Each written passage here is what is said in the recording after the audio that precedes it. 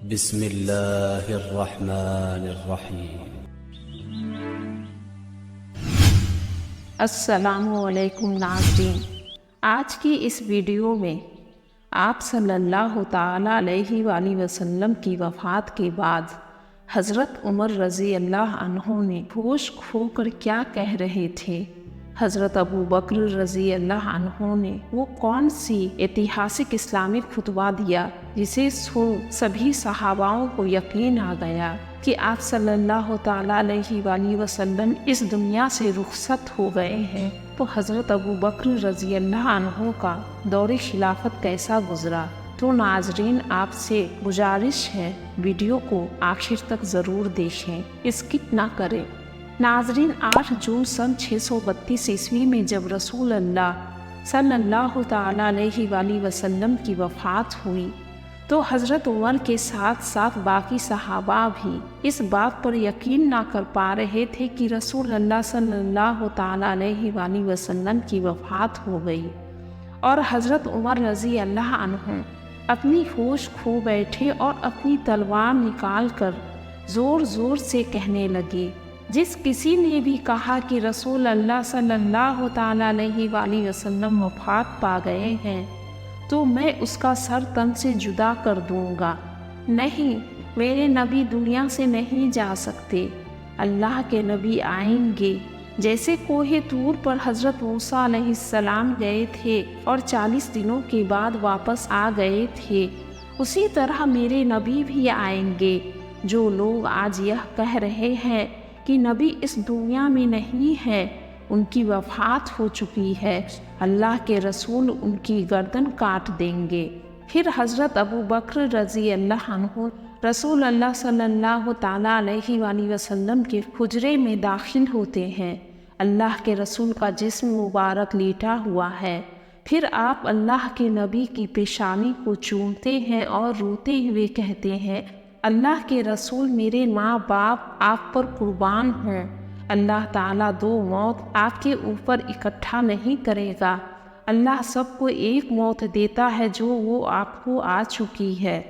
اس کے بعد حضرت ابو بکر رضی اللہ عنہ مسجد میں آ کر منبر کے بغل میں کھڑے ہو کر تاریخی خطبہ دیا، جو اسلام کے اتہاس میں سنہرے خطبوں میں سے ایک ہے۔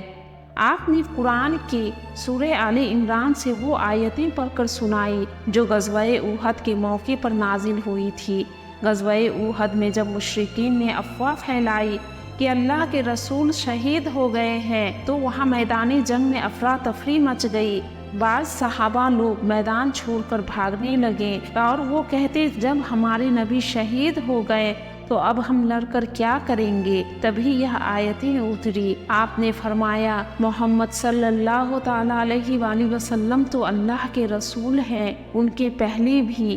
دنیا میں رسول آئے ہیں، اور اگر ان کی وفات ہو جائے یا وہ شہید ہو جائے، کیا تم اپنی ایڑیوں کے بل پر پلٹ جاؤ گے، اسلام کو چھوڑ دو گے؟ پھر انہوں نے فرمایا، جو بھی کوئی محمد کی عبادت کرتا تھا وہ جان لے کہ وہ وفات پا چکے ہیں، جو اللہ کی عبادت کرتا ہے وہ یہ بھی جان لے کہ اللہ ہمیشہ زندہ ہے، کبھی مرنے والا نہیں۔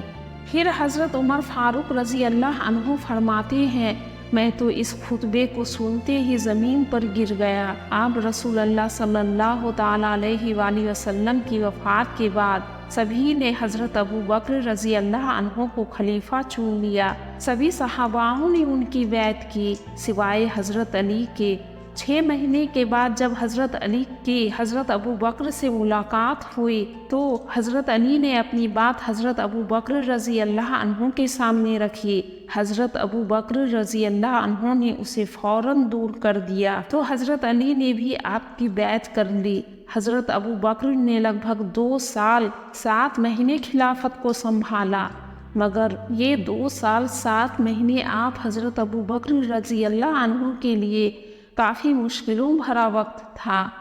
آپ نے جب خلافت سنبھالا تو جھوٹے نبی پیدا ہو گئے۔ آپ صلی اللہ تعالیٰ علیہ وآلہ وسلم کے حیات کے وقت اسود انسی نام کا ایک آدمی جس نے نبوت کا دعویٰ کیا تو اسے ٹھیک آپ صلی اللہ تعالیٰ علیہ وآلہ وسلم کے وفات کے ایک دن پہلے قتل کروا دیا گیا، اور آپ صلی اللہ تعالیٰ علیہ وآلہ وسلم کی وفات کے بعد مسیلمہ کذاب اور ایک عورت سجا بن حارث جو عیسائی دھرم سے تعلق رکھتی تھی، اس نے بھی خود کو نبوت کا دعوے دار بتانے لگی۔ پھر کچھ قبیلے والوں نے زکوٰۃ دینے سے انکار کر دیا، کہتے تھے کہ اللہ کے رسول تھے تو ہم زکوٰۃ دیتے تھے، اب اللہ کے رسول نہیں ہیں تو ہم زکوٰۃ نہیں دیں گے۔ کچھ مسلمان تو پھر سے مشرکین ہو گئے۔ ان سب فتنوں کو ختم کرنے کے لیے آپ حضرت ابو بکر رضی اللہ عنہ نے 11 لشکروں کی فوج کو تیار کیا، جس میں سے ایک فوج اسامہ بن زید کو دیا گیا، جسے آپ صلی اللہ تعالیٰ علیہ وآلہ وسلم نے اپنے حیات میں بھی اس لشکر کو رومی فوج کے خلاف لڑنے کو تیار کروایا تھا۔ آپ صلی اللہ تعالیٰ علیہ وآلہ وسلم کے وفات کے بعد حضرت ابو بکر رضی اللہ عنہ نے لشکر کو حکم دیا کہ یہ لشکر رومیوں سے جنگ کرنے جائے گی، تو اس وقت حالات کافی نازک تھی۔ صحاباؤں نے حضرت ابو بکر رضی اللہ عنہ کو اپنی رائے دی کہ ان حالات میں لشکر کو نہ بھیجا جائے، تو حضرت ابو بکر صدیق رضی اللہ عنہ نے کہا، میرے نبی نے اپنی وفات سے پہلے اس لشکر کو روانہ کرنے کا حکم دیا تھا، اور میں اس لشکر کو روک نہیں سکتا، اسے روانہ کر دیا جائے، مدینہ کی حفاظت میں خود کروں گا۔ پھر جن جن لوگوں نے زکوٰۃ دینے سے انکار کیا، اسے کہا گیا کہ زکوٰۃ دو ورنہ ہم سے جنگ کو تیار رہو، مگر حضرت عمر رضی اللہ عنہ اس فیصلے کے خلاف ہو گئے۔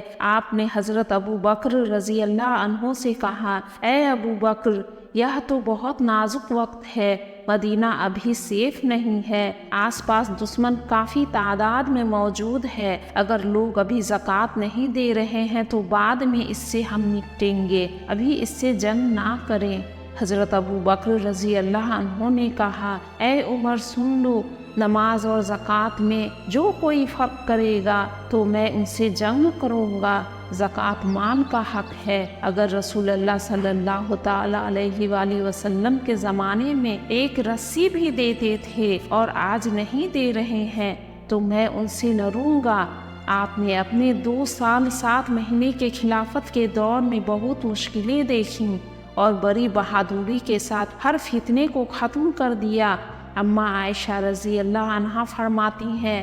کہ میرے والد پر جتنی بھی مشکلیں پریشانیاں آئیں، اگر وہ بڑے بڑے پہاڑوں پر آتے تو وہ چور چور ہو جاتے، آپ نے بڑی حکمت سے ان مسائلوں کو ختم کر ان سے نپٹا۔ ناظرین، اگر ویڈیو پسند آئی ہو تو آپ سے گزارش ہے کہ ویڈیو کو ایک لائک کر دیں اور ساتھ ہی بیل آئیکن کو ضرور دبا دیں، جس سے کہ آنے والی میری ہر ویڈیو کی نوٹیفیکیشن آپ کو ملیں گی، اور ساتھ ہی کمنٹ میں سبحان اللہ لکھنا نہ بھولیں۔